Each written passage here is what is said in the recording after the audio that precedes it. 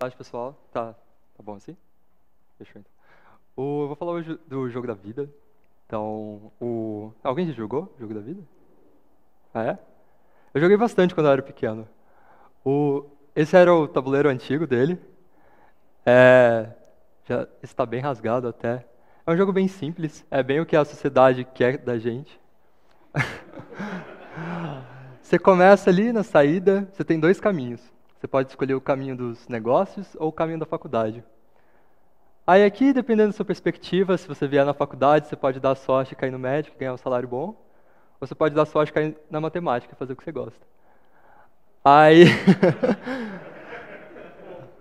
Aí, ao longo do tabuleiro, você vai ter vários dias de salário, dias de pagamento, que você vai receber um dinheirinho. Acho que, aí. Você vai ter que casar ali num ponto, você não pode passar sem casar. Você vai ter vários filhos ao longo do caminho. E ganha no final quem tem mais dinheiro. Ou quem for corajoso o suficiente para apostar todo o dinheiro e perder tudo, ou ganhar. Se você ganhar, você vira esse cara de sucesso aqui, ó, tá vendo? Terninho, tudo. Esse é o tabuleiro moderno. Quando eu fui pesquisar, eu descobri que existia isso aqui, não era da minha época. Descobri também que eles abandonaram o dinheiro, eles trabalham agora com cartão de crédito. Então, não tem dado também, então você aperta o botãozinho ali, ele gira o valor que você vai andar de casas. Quando você tiver que pagar, receber, você coloca o cartão de um lado, o cartão do outro. E é bem assim. E aí você deve estar se perguntando, mas como é que você vai usar a matemática e tal para me ajudar aqui? Você vai ensinar o jeito de ficar milionário? Eu posso usar isso na minha vida? Então, não. A gente vai falar de um jogo com o mesmo nome, só que ele foi desenvolvido pelo John Conway. John Conway é um matemático inglês. Ele nasceu em Liverpool, que deu a mão para o Luciano. Então, se alguém quiser dar a mão para o Luciano, vocês ficam com distância 2. Ele teve formação em Cambridge. Atualmente, ele é professor emérito em Princeton. Ele é encontrado várias vezes no corredor, sentado, todo abandonado lá. É um pouco deprê. Ele tem várias contribuições, teorias de grupos finitos, teoria de nós, teoria dos números. Tem trabalhos no grupo monstruoso, o Monster Group. Uma das coisas que ele menos gosta de ser reconhecido é pelo jogo da vida. E a gente vai falar disso hoje. O jogo da vida foi em cima de um problema que foi proposto pelo Neumann. Neumann era físico. Ele queria uma máquina hipotética que fosse capaz de se autorreplicar. Ele tinha várias ideias de colonizar planeta, mandar sonda para o espaço. E uma ideia importante nessas ambições dele era alguma coisa que fosse capaz de se autorreplicar. Ele foi bem sucedido, ele conseguiu fazer uma coisa que na teoria se autorreplicava. Eu fiz um rabisco bem grotesco, e vocês vão me desculpar. A gente começa assim, a gente tem um tabuleiro infinito. Você vai lá na loja, pega um tabuleiro infinito. Aí o Neumann pegou 29 peças diferentes. A gente vai representar assim.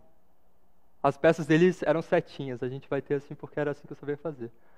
Então tem várias cores, tem várias formas, tal. Só que o Conway olhou para isso, ele queria algo mais simples e que tivesse um comportamento tão complexo quanto. Então a gente vai fazer uma coisa bem mais simples. A gente vai trabalhar com uma pecinha só.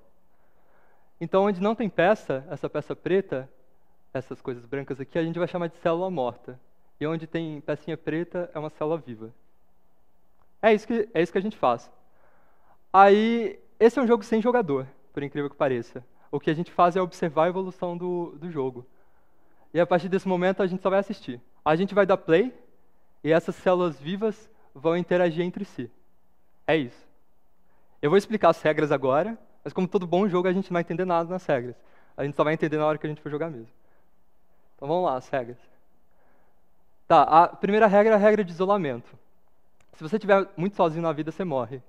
Se tiver um vizinho só, você morre. Se estiver sozinho, você morre também. Simples assim, entenderam? Tá. Aí a regra de nascimento. Você foca aqui nessa célula viva. Ó, nessa célula morta aqui, nesse quadradinho. Se você tiver exatamente 3 vizinhos, essa célula nasce no próximo instante. Elas se fundem. Tá bom? As outras morrem porque elas estão sozinhas, né? Olha só. Essa aqui só tem um vizinho, eu desenhei para morrer. Se tiver errado, tem problema. Essa aqui só tem um vizinho, essa aqui só tem nenhum. Então ela morre também. Viu? Tá consistente. Agora, a regra de sobrevivência. Então, se você tiver 3 vizinhos, você sobrevive no próximo. Então, uma célula viva com 3 vizinhos sobrevive no próximo. É a mesma coisa com 2. Se você estiver vivo, 2 bastam. Aí você sobrevive. Então, eu tenho 2 embaixo e 3 em cima. Eu fiz de um jeito que os outros também morram. Então, por isso que eles aparecem em volta. Então, vamos lá. Ó. Você está vivo. Se tiver 0 ou 1, morre. 2 ou 3, continua. Aí tem outra regra de morte, que é overcrowding. Basicamente é como se estivesse sem comida. Pensa se fosse num conjunto de células, tá faltando comida para alimentar todo mundo. O engraçado é que todo mundo morre, né? A célula do meio, ela morre porque ela tem 4 vizinhos. E as outras células só têm a do meio de vizinho, então elas morrem por isolamento. Que é irônico, né? Essa aqui ficou sem comida, mas todas as outras morreram também. Então é isso. 0, 1 morre, 2, 3 sobrevive, acima de 4 morre. Se a célula estiver morta, com 3 vizinhos ela nasce. É só isso. Então, o nome da nossa regra vai ser B3, S23. Você nasce com 3 e sobrevive com 2, 3. Para resumir. Agora a gente vai jogar. Eu preciso de voluntários aqui no computador para eu conseguir jogar. Se 2 pessoas quiserem vir aqui para fazer. Senão eu vou escolher, hein?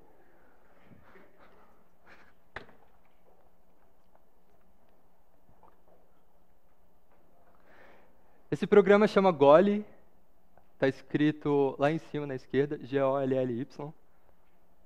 Aqui, ó, vem cá. Senta aí.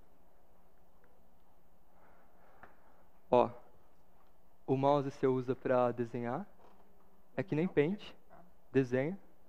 E aí, quando você tiver com o seu desenho pronto, a gente dá play aqui. Tá bom? Ah, então, meu desenho ficou trocado. Aqui, aqui a célula onde não tem nada, essas coisas pretas estão mortas, ela vai desenhar as vivas. E as dela não vão ser bolinhas, vão ser quadradas. Mas dá para trocar. Se vocês quiserem baixar no celular para jogar também, se tiverem ficado com vergonha de vir aqui, tem um aplicativo para Android e para iPhone também. É com o mesmo nome. Vocês podem ficar mexendo enquanto a gente...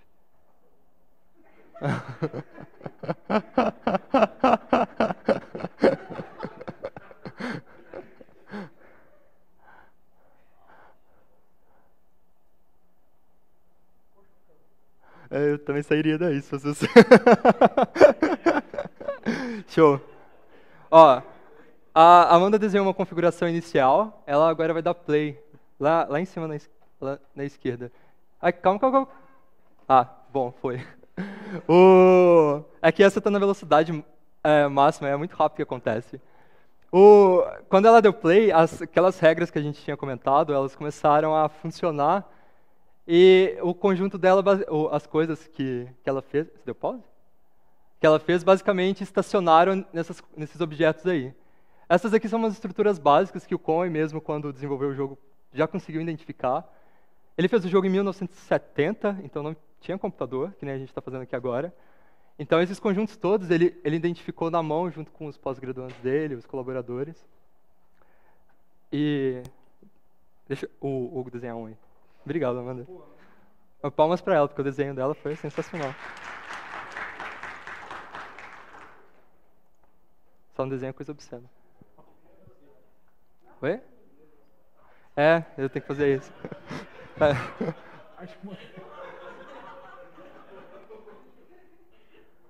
Bom, essa vez o Auric me lembrou de diminuir a velocidade para a gente ver o que está acontecendo, porque foi muito rápido na outra.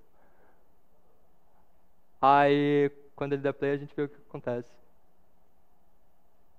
Agora foi muito mais tranquilo de acompanhar. Para cada vez que você tem aquelas regrinhas aqui, no conjuntinho, elas interagem num tempo. Aqui a gente tem o bloco, que é uma estrutura que fica estável. Aqui tem um glider, que é uma coisa periódica que fica virando e ficando em pé o tempo todo. Isso aqui é estável se nenhuma coisa interagir com ele. E a gente vai ver um pouco dessas estruturas elementares agora. Obrigado. Super seu desenho.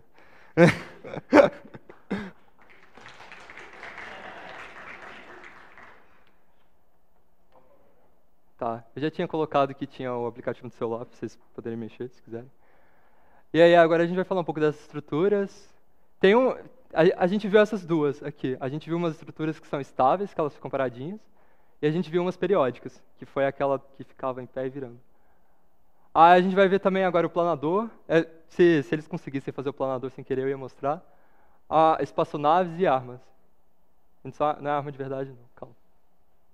Essas aqui são algumas estruturas que eu peguei a figura do livro do Cohen mesmo. Algumas estruturas iniciais que são estáveis. Se você desenhar elas e der play, elas vão ficar aí no lugar. Tem vários nomezinhos. Elas aparecem com frequência. E elas são muito usadas como estruturas básicas de designs mais complexos. Os osciladores eu deixei para ver no jogo mesmo, porque é mais divertido assim. Eu vou abrir eles aqui. Aqui a gente tem os dois que eu falei. Esse aqui é o Toads, esse aqui é o Blinker. Eu vou colocar devagar. Eles têm período 2, então é bem tranquilo você identificar e acompanhar eles. Agora esse aqui, por exemplo, já é um oscilador também, mas ele não é tão fácil de acompanhar. Bom, tá no meio daquele caos todo, você não vai conseguir identificar que isso aí tem um período 15, né? Ele chama Pentadecathlon. Ele vai aparecer mais pra frente, outros desenhos que a gente vai fazer.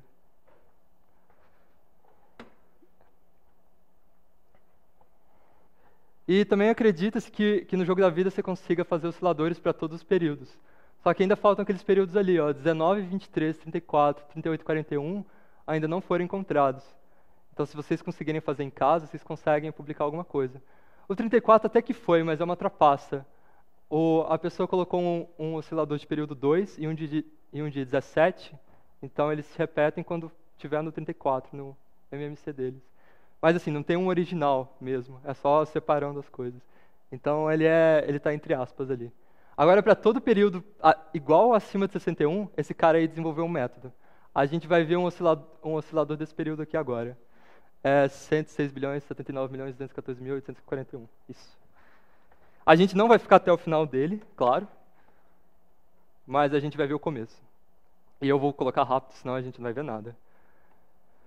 Bom, parece uma pista de corrida, é mais ou menos a ideia que ele faz. Você tem umas coisas saindo aqui, tem umas coisas se movimentando lá. Aí o negócio é que, enquanto isso vai viajando aqui, chegando por aqui ele reseta, e aí vem aqui de novo, reseta, vem aqui de novo, reseta. Mas toda vez que reseta ao longo do caminho, ele está alterando alguma estrutura aqui do começo. Então ele não chega no período inicial mesmo. Ele só chega no período inicial quando ele completa todo o percurso aqui e chega aqui do outro lado. A gente está na geração 1000 e 2000. A gente não vai chegar no bilhão. Então é isso aí. Aqui vocês conseguem ver, ó, de vez em quando, eu acho que vai voar agora. Tá vendo isso aqui? Ó, aqui, caramba. Aqui, ó. Aqui, ó, achei, ó. Aqui, ó. Isso aqui é um planador. Eles chamam de glider. A gente vai ver bastante deles. Eles são a célula que viaja mais simples que a gente consegue. Então vamos voltar aqui. Eu vou parar isso aqui, né? Porque vai chegar mesmo.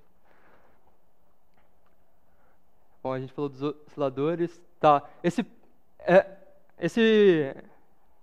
pentominó que está aqui, eu acho que é R porque ele parece um Rzinho, ele foi uma das primeiras estruturas que o Cohen estudou, simples, que ele não conseguia prever o resultado dela. Bom, não tinha computador, né? Então todo mundo fazia na mão. A gente vai ver qual é o comportamento dela e vai ver que como configurações relativamente simples apresentam um padrão bem complexo no jogo da vida. Pentominó. Eu vou dar um zoom aqui para trás porque vai ficar uma bagunça.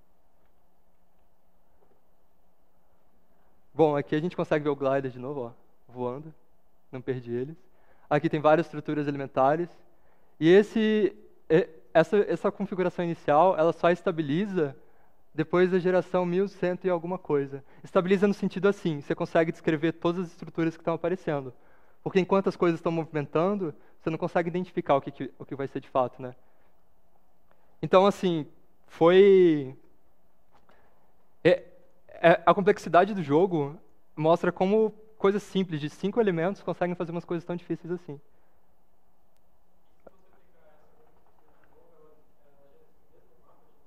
Gera, porque as mesmas regras. Isso. Tá, agora a gente vai falar de espaçonaves. Assim como o glider que sai viajando, a espaçonave é um padrão que está seguindo uma direção e ela se repete depois de um período. A espaçonave, assim como assim como as espaçonaves de hoje em dia, elas não conseguem passar da velocidade da luz do jogo. A velocidade da luz é um quadradinho por geração. Então a gente vai chamar essa velocidade de c. Espaçonaves que viajam ortogonalmente, elas têm velocidade máxima de c sobre 2. Então a velocidade mais rápida que você consegue é um quadradinho a cada 2 gerações. E na diagonal, o glider ele viaja c sobre 4. A gente pode ver isso, mas a cada 4 gerações ele viaja um na diagonal. Eu vou mostrar algumas espaçonaves. Eu desenhei 3 pra gente. Ó, tem o glider, que é essa aqui, que é a mais simples. Mas como a gente já viu, não sei se é tão útil. Ó, a gente está na geração 0, eu vou tentar parar na geração 4. Talvez eu não consiga, eu errei várias vezes. Tá. Vocês conseguiram ver que ele viajou 4 na diagonal? Eu vou fazer de novo, mas talvez eu erre. Ó, eu vou desenhar um negócio aqui pra gente ter um ponto de referência.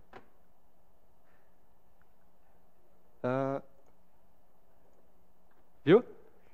Tá, show de bola. Esses aqui são 3 naves espaciais. Eles chamam de nave espacial leve, média e pesada. Elas vão viajar para cima e parecem uns peixinhos viajando. É assim, ó. Mas essas foram as que eu desenhei olhando os desenhos já prontos, né? A gente tem umas coisas que eu não conseguiria desenhar, que são essas. Isso são espaçonaves que viajam na diagonal. Eu não ia conseguir desenhar isso, então... E continua, se eu aumentar a velocidade, elas passam uma da outra, você consegue comparar a velocidade delas. Show.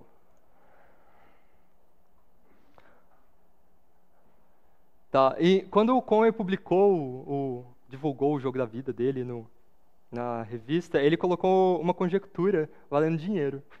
Valendo $50 para quem provasse até o final do ano se era verdadeiro ou falso, que nenhuma configuração inicial tem crescimento populacional ilimitado. Basicamente, a ideia era ou conseguir desenhar alguma coisa que a população estoura, ou provar que a população sempre estagna em algum período. Os $50 de 1970, eu descobri que tem um site que calcula a inflação para você, eles são os $320 de hoje em dia, dá um pouco mais de R$1.000. Então, você consegue ficar rico fazendo matemática. Você pode ganhar R$1.000 de pouquinho em pouquinho. Você pode resolver um problema do milênio e ganhar 1 milhão. Ou recusar, né? Ou 1 milhão. O russo que recusou... Ah, não, isso aqui? Ah, aqui, ó. E no mesmo ano ainda, era até o final do ano, o Bill Gosper do MIT, ele descobriu a primeira arma de planadores e levou os $50 do Conway. Uma bolada. A gente vai ver a arma aqui. A arma eu também consegui desenhar, então foi tranquilo. Oi? Essa foi uma solução àquela... Essa foi a primeira. Da conjectura? Isso. A conjectura estava errada. Tava. É que, como ele não tinha computador, ele ficou bem na desvantagem, né? Ele não conseguiu descobrir que as coisas pareciam ficar mais bagunçadas.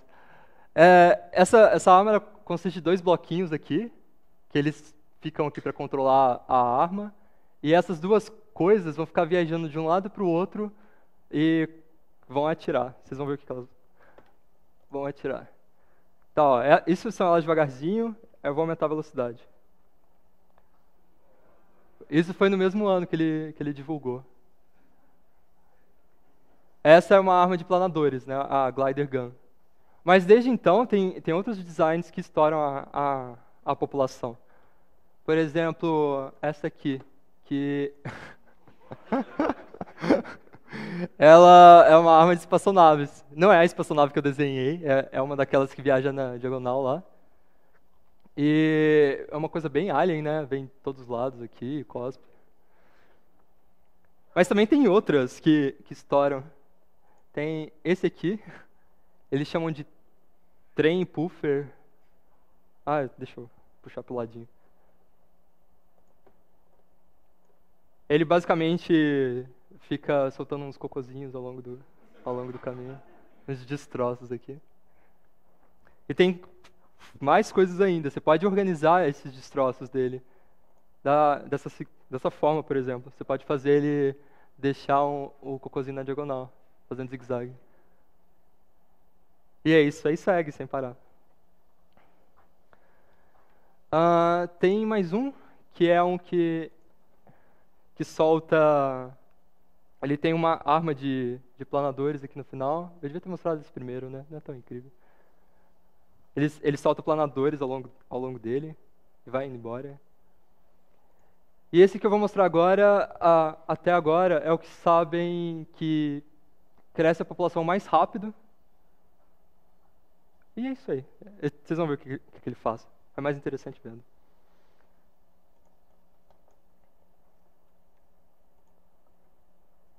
Ele é chamado de Space Filler, porque ele preenche o espaço todo. Até hoje, nas referências que eu achei, era o que preenchia mais rápido. E tem várias questões que são levantadas entre os entusiastas, que é qual a menor quantidade de células vivas que consegue fazer isso? Se eles conseguem fazer isso, qual a melhor densidade de células vivas na área populacional que você consegue? Tem várias questões que são feitas e trabalhadas. Tá. Depois dessa, a gente vai falar de órfãos, ou Jardim do Éden. Eu prefiro falar de órfãos. Esse padrão são padrões que não têm mães, não tem um antecessor. Basicamente, se você desenhar um negócio, der play, você vai encontrar um monte de configurações. Nenhuma delas é um órfão ou Jardim do Éden, porque eles não têm uma configuração antecessora. Então, você só consegue essas configurações se você desenhar de cara elas. No livro do Conway, ele faz um argumento de contagem lá, ele prova que tem um Jardim do Éden, ou órfão, num quadrado desse tamanho aqui, ó, de 232.580.600. A gente vai ver o primeiro Jardim do Éden que foi encontrado. Ele é um pouquinho menor que isso aqui. Só um pouquinho. E depois a gente vai usar um canhão teórico para mostrar que o jogo da vida tem um órfão. Eu vou pular o próximo, vocês ignoram rapidinho, tá? Eu já volto no canhão teórico. Esse aqui é o primeiro órfão Jardim do Éden que foi feito, um pouquinho menor, 9 por 33, ao invés de um quadrado de 230 milhões. O canhão teórico que eu pulei é que se você tem uma automação celular, foi provado que existe um órfão se só se você consegue duas configurações que são gêmeas. Essas configurações são gêmeas, é isso aqui. Por exemplo, no jogo da vida. Você tem duas configurações que se você trocar e der play, elas dão a mesma coisa. Se você dá play aqui na esquerda, continua tudo morto. Se você dá play aqui na direita, essa aqui morre. Então, se você tiver uma configuração lá, e no meio disso tem um quadrante assim, você pode trocar esse quadrante por esse aqui, que continua a mesma coisa. Então, é assim que eles já provaram que em qualquer automação celular que você tem uma... Se você conseguir desenhar gêmeas, então tem o Jardim do Éden também. Você só não consegue o Jardim do Éden fácil, mas você consegue as gêmeas. Esse foi o primeiro, mas aí quando eu estava procurando sites, eu achei vários, atualizando assim, todo ano tinha uma novidade. Então, é confuso, né? O branco é ao vivo, o preto é morto. Aqui. Tem que ser. Fora disso, tanto faz. Se você colocar isso no meio de um desenho seu, é um Jardim do Éden igual. Mas esse aqui é o menorzinho que ele conseguiu. Aí, esse aqui foi em janeiro de 2017, desse ano. É no retângulo de 11 por 9. Tem bem menos células vivas. Essa parte cinza pode ser qualquer coisa. A branca é célula viva, a preta é célula morta. Então, se você colocar isso no meio da sua configuração, ela é automaticamente um Jardim do Éden. Isso aqui é o que a gente chama de órfão, que é o essencial do Jardim do Éden. Então, se vocês conseguirem achar uma menor que aquelas, vocês podem publicar resultados que vocês conseguem. É uma configuração sem antecessor. Mas sei lá, que é uma bolinha só, por exemplo, não é Não, porque dá para chegar nela. Eu cheguei várias vezes na hora das regras. Agora vamos falar de aplicações. Você olha, é um jogo, um tabuleiro infinito e tal, você pensa, pô, não tem aplicação isso na vida real, né? Mas tem. A gente define aqui rapidinho. Só uma máquina de Turing, com um ator aqui no meio. É mais ou menos um modelo abstrato de um computador. A gente vai carregar essa ideia. E o negócio é que o jogo da vida consegue simular um computador. A gente consegue construir um computador em cima do jogo da vida e também computar qualquer coisa que seja computável. Então, se você consegue chegar numa solução de problema pelo computador, você consegue chegar no jogo da vida também. A gente... Eu vou explicar mais ou menos como usa isso aqui. A ideia da construção é construir a lógica no jogo da vida como você faz a lógica no computador. Então, você tem os dígitos binários lá, 1 e 0. Você vai usar eles como se fossem gliders, os planadores voando nessa direção.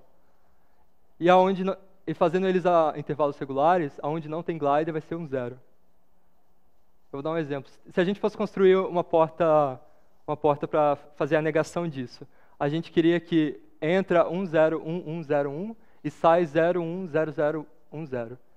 Então a gente queria que saísse o contrário disso aqui. Na hora que a gente mandar esse feixe de gliders, a gente quer que saia o contrário dele.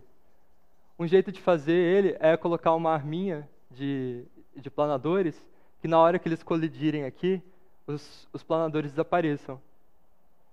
Então, quando você coloca aqui 1, o planador colide e sai 0. Se você deixar 0, ele não colide e o daqui de baixo desce.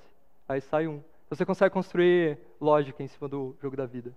Dá para construir os computadores também, mas a gente não vai fazer isso hoje. Mas o que mais a gente pode fazer?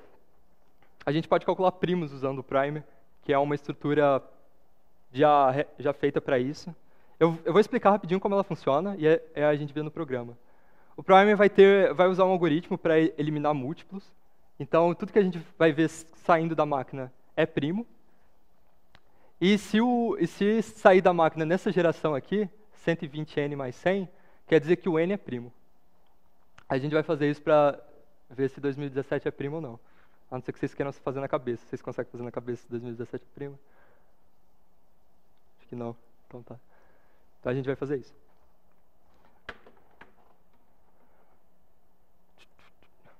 Ó, esse aqui é o primer. Aqui tem a máquina e para cá vai sair umas espaçonaves que correspondem aos números. Eu vou dar play só para a gente ver funcionando, que é mais fácil essa enxergando. Tá. Esses planadores que estão saindo correspondem a primos. Na geração que eles saíram, você consegue identificar qual é o número dele. E basicamente esse aqui é o algoritmo. Ele está indo mais ou menos na raiz dele, está procurando os múltiplos que já foram eliminados e vai matando todos os planadores ali dentro.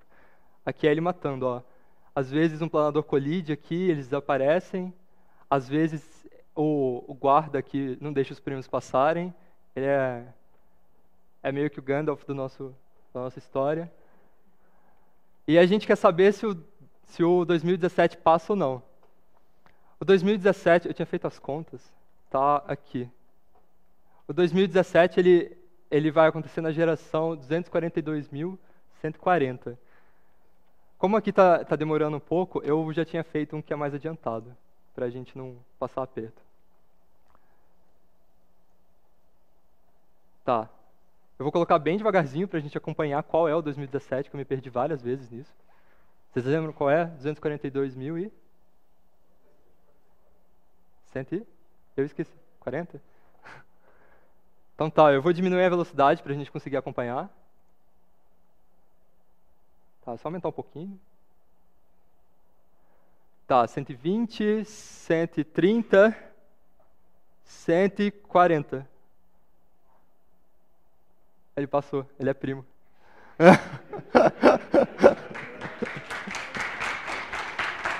Tudo bom.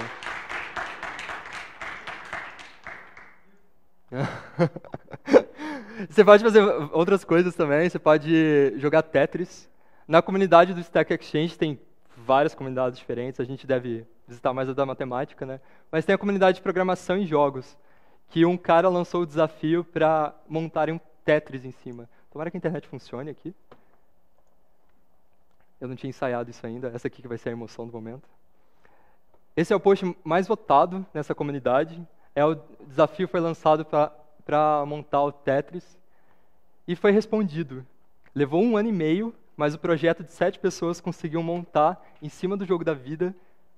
E eles fizeram uma postilhinha explicando qual é a linguagem que eles usaram, quais as variações dentro do jogo da vida eles usaram. Foram esses 7 caras, tem 7 posts, cada um explicando a parte que eles fizeram. E basicamente você consegue. Ele tem as instruções aqui. Se vocês quiserem jogar Tetris usando isso. Você vem aqui na página deles, desce aqui embaixo, não veio pronto. Vou pegar outro link. Esse aqui. Você vai descer aqui embaixo e você vai jogar nesse espaço. Tem uns comandos que ele já deixou nas regras, eu sei ele de cor, mas você vai conseguir jogar aqui, jogo da vida. Basicamente, você digita comandos na base 2, por exemplo, você pode virar a peça, você pode jogar lá para a esquerda, só digitando potência de 2 ali. E aí você pode ficar encaixando. Eu não sou muito bom nisso, mas você pode ficar jogando tranquilo. Isso levou 1 ano e meio para ser feito. Se vocês quiserem, é só ir na comunidade lá do Code Golf e programação. Vocês procuram Tetris, Jogo da Vida, Stack Exchange, o que vocês acham? E o mesmo cara fez um projeto, que é o terceiro post mais votado, para construir um relógio digital no Jogo da Vida. E responderam esse também. Esse é um relógio digital no Jogo da Vida. Pode ver que a gente não está mais falando só de células petitinhas, são fluxos gigantes. Mas você também consegue ver as horas no Jogo da Vida.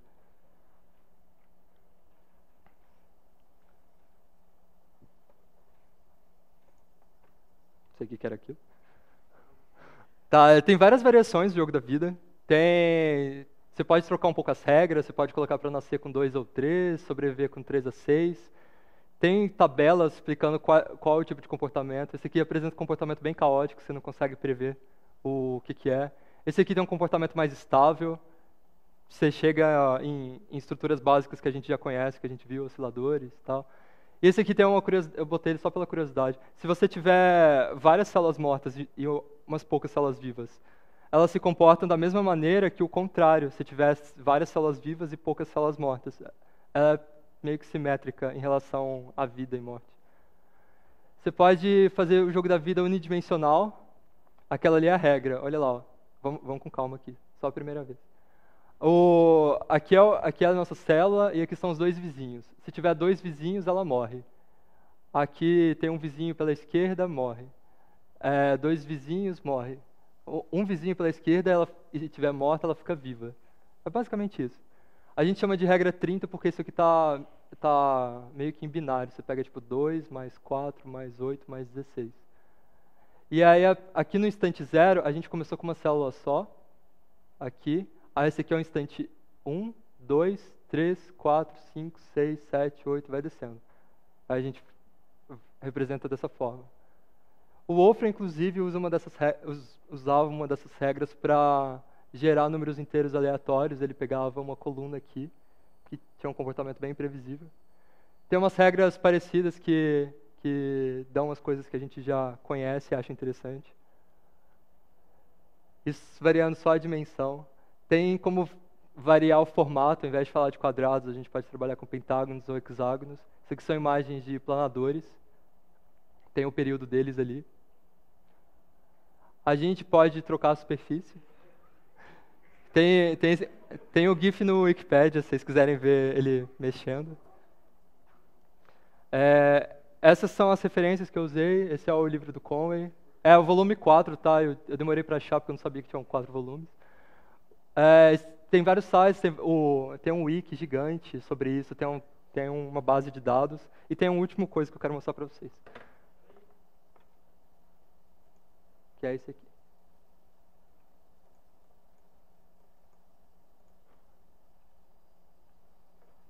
É isso aí. Obrigado.